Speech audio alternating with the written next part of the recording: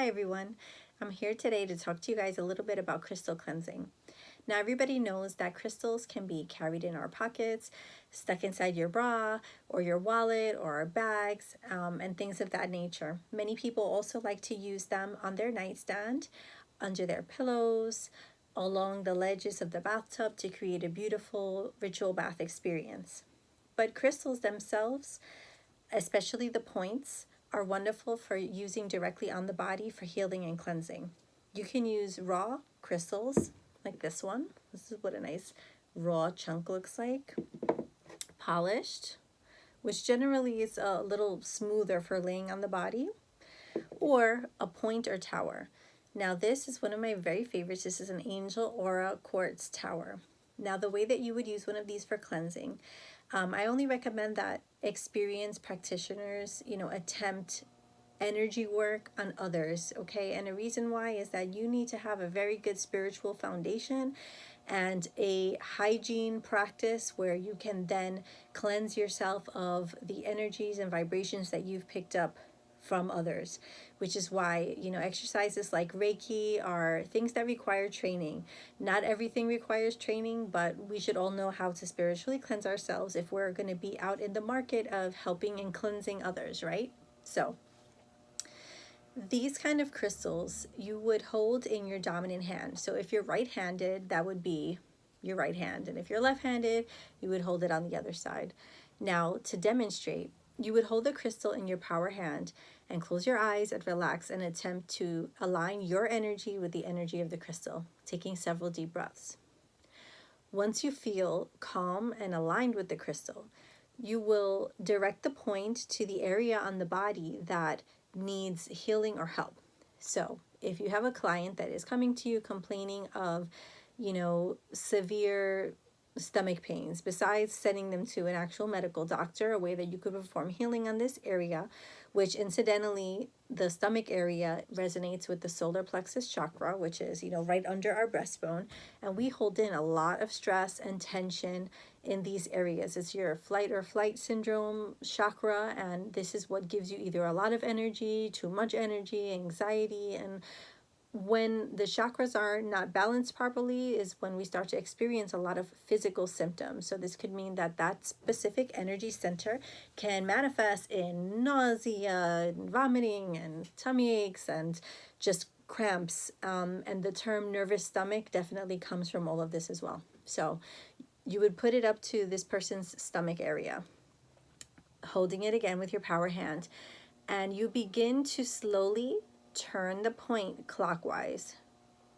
Now, as you do this, you may feel nothing immediately, or you may begin to feel a resistance or like an energy shock, a hot flash, a cold flash. It really depends on the person, but you will know when you have, hit the area that is where all of this excess or stagnant energy is being blocked up.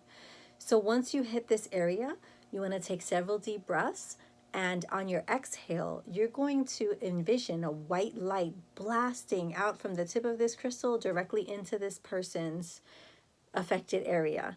And what this light is basically doing is breaking up any dark blockages, and you're going to promote like movement and circulation of energy again in this area. And you'll continue doing this for about 3 or 4 breaths, or until you feel that you can turn the crystal clockwise without feeling any more of that resistance, and then you can move on to the next area.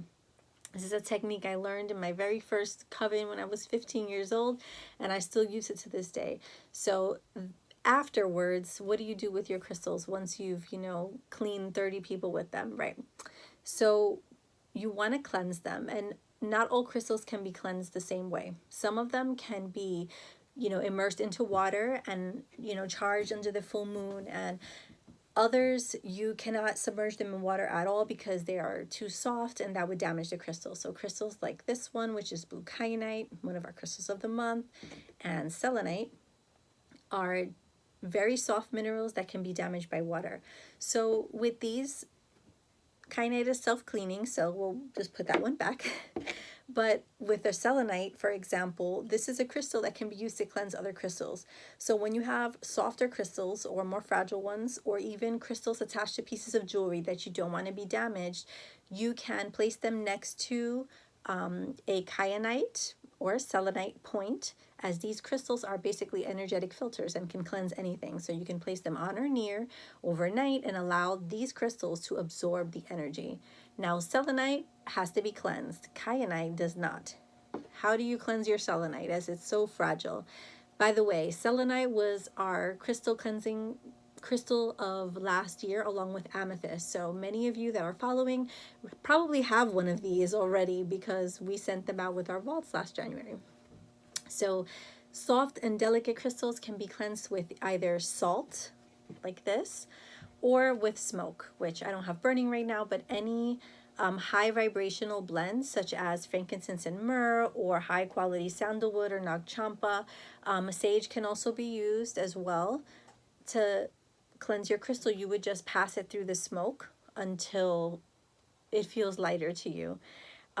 Alternately, these crystals can be placed into bowls of salt, like this. Voila. See? So because of the awkward shape of this, it's a little difficult, but any crystal can also be cleansed by completely submerging it in a bowl of salt. If you want to get fancy, you can add crumbled herbs to this and make it into a whole thing. For example, if you are preparing crystals for a love spell, let's say, you would take, your rose quartz, and you could immerse that in salt mixed with rose petals and jasmine to not only cleanse them, but then begin to charge them with the energy that you're looking for. That's a little bit about crystal cleansing. I hope you guys enjoyed this video. We'll be back with more soon.